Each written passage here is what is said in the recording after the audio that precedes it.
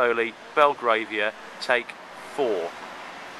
Hi, well, you're joining us outside the home in London of Ian Fleming, of course, the author of James Bond, starting with 1952's Casino Royale, but also the author of Chitty Chitty Bang Bang, which he wrote in 1964 for his young son. So around about the 50s, this was his London home. He also had a home in Jamaica called GoldenEye. Of course, a little bit later on there was a film by the same name.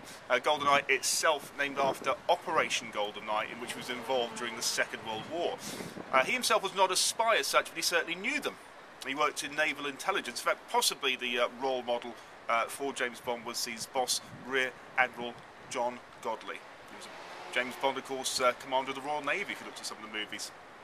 But anyway, Bond, that's his influential contribution to the world. Affluent, certainly, yes. Ian Fleming, he was part of the Fleming banking clan. He actually had a bit of a job on that earlier. He didn't really take to it, but certainly much more successful as an author.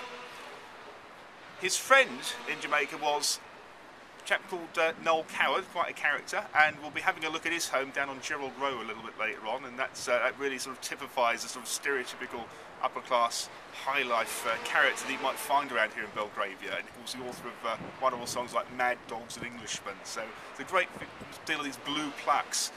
Belgravia is studded with them. Okay, we're going to see a few more. Lord Boothby as well, notable historian, and many more as well in Belgravia. So do join us here on this walk.